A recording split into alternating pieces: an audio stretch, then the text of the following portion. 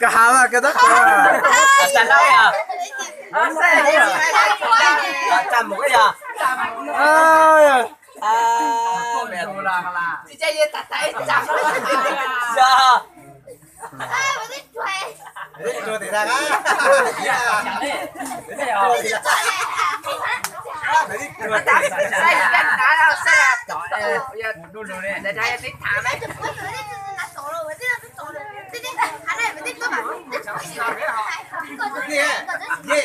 Để thích chua thì ra.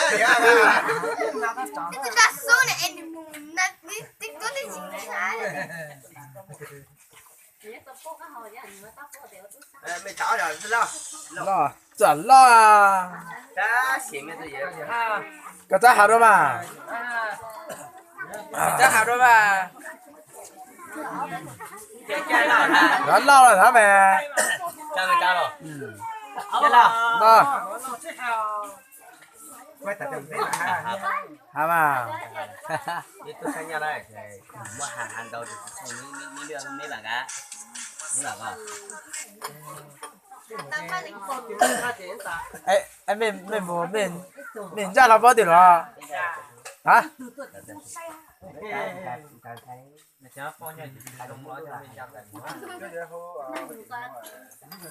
Ê, chế dùm bút đó, gì còn bút đó? Gì bút đó tao phi liên hồng ấy à? Tại sao giờ liên hoa? Tại sao?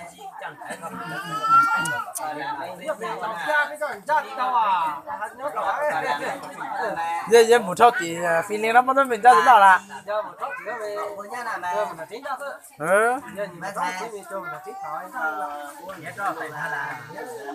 Ta sử dụng cái này gì lúc chơi nè.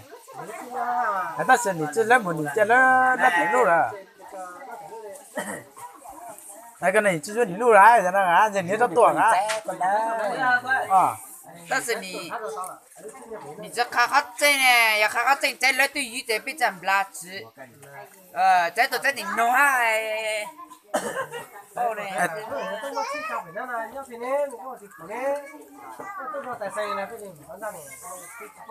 哎，你在那不在这nhà nè？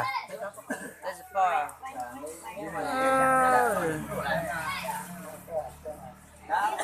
đó mà nhiều hơn rồi thì là thế là lục thế nào ta thở bữa nay hà là bao là cái bao tại có đốt trên này đốt trên nó phải lên nhà rồi đi nhà cho tụi ta phải sang con cha rồi cho tao rồi